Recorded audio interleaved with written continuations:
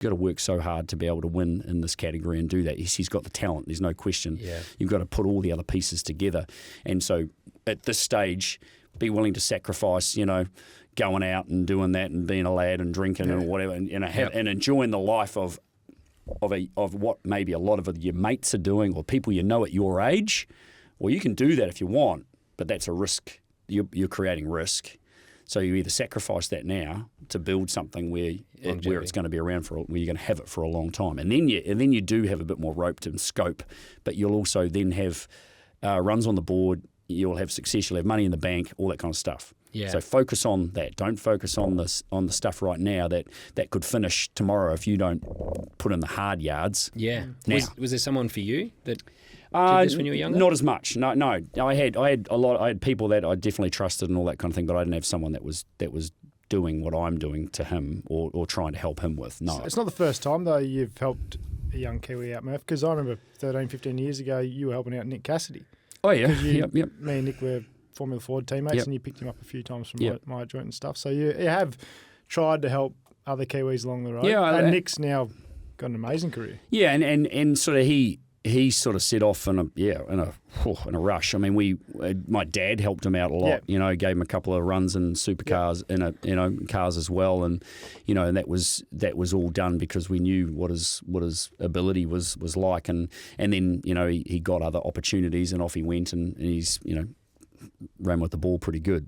But yeah, and I get a kick out of that stuff. It's not about anything other than trying to actually give some guidance that's going to actually put you and take the right pathway, because it's very easy to get lost. I think, to be fair, we're going off tangent a little bit. I personally totally believe that's Liam Lawson's problem right now. He doesn't have people around him. He doesn't have anyone. Really? He doesn't have someone. Look at Oscar Piastri, Mark Webber. Yeah. Mark Webber is the difference in there. Yep. Show me another F1 driver at the moment that's got a Mark Webber doing what Mark Webber's doing. Yeah, no, you're right, spot on. And Liam's got nobody. Yeah. He's got some, people that have helped him back here in New Zealand, sort of running the ship kind of thing. So he's got they're not up to it. Yeah, financial support versus that. Someone like yourself or someone like a Mark Webber that has been there and can help with that mental side of it. Is totally in tune, networked. Yeah, has the phone numbers. Can talk to anybody. Has the respect. Can be in the McLaren team in the way he is, because they want Oscar to perform. Yeah. Right? At his absolute best. Well, what are all the tools we need for that? Well, Mark Webber's one of them. Absolutely tick. Do whatever you want. Be involved as much as you like. That kind of thing. And it's just so obvious. It's so obvious. And I think there's been a little bit reverse focus on what Liam's, where that's been. I think the focus might have been a little bit too much on maybe the fame side before the success came. Yeah, I mean, you look at Oscar, and they have certainly not prioritised the fame side before, and his personality will become. It's so unique. His personality is just all business. Because at the end of the day, what's it for? What's the whole point of doing it? Yeah, winning races. He wants to be world champion. And when you win, what happens? Personality, people love you. And then what happens? And then everything else follows through. Yep. You don't win? Nah. Yeah, no, you definitely don't want to be. You want a personality. Look, Kimi Räikkönen is one. His personality early. Shane even. I mean, once it was undeniable that he was winning all these championships, his personality became.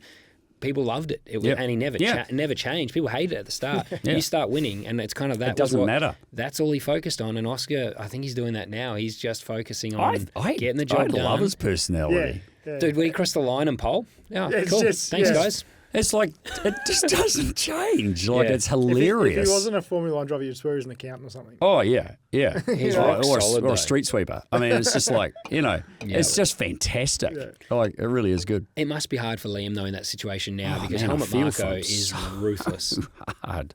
I don't get it. I just don't even understand what's going on. It just doesn't make any sense to me. And now he'd just be it felt like a punching bag, and now Hadjar as well is quick. So he's. Why did he get there in the first place? Yeah. Why did he get given that drive? He got given that drive because he got given these terrible opportunities, thrust in the most worst case scenarios, and performed. Yeah. mentally, I believe he is incredibly tough. I think he is. How do you deal with those situations in that paddock if you don't have strength? Was it Friday at Zandvoort? He wasn't even driving. Yeah, he was roaming around doing public appearances. Yeah, as the reserve, and next minute. By the way, hadn't raced a car in 7 months at one point. They put him in for a Grand Prix. So this whole thing is so bizarre. It is so bizarre. It's a shame that it happens to drivers, and it does happen quite a lot, though. I think that that's why I love chatting about the Woody situation. I was really curious about it because there's a lot more to just driving the car, and there's a lot of fast people, particularly when you get to that level. At that level, even supercars, there's not many people that can't drive, and we're seeing it. Cooper Murray is a great driver, and he is in the wrong place at the wrong time a lot at the moment. Yep. And I feel like he needs the right person around him. Exactly, because he's making desperate decisions. Exactly. And he doesn't need to make desperate decisions. But he needs to. I made a lot of desperate decisions. It's hard to hear it because I did the same, and what you're doing is really good. I think it's a good insight. Yeah, and so it's really important, and so I mean we've got some work to do, on that side of it, and more conversations to have about it because he's the team are so supportive. The team back him 100. He knows that he doesn't have to worry about it. And that first win I don't think is it's really not far away. But he's got to piece it together. Yeah. And just there's some decision making that we just need to work on. But the team's not going to be fussed by that at the moment. But we don't want to keep obviously repeating those things. You've got to learn from them and move forward.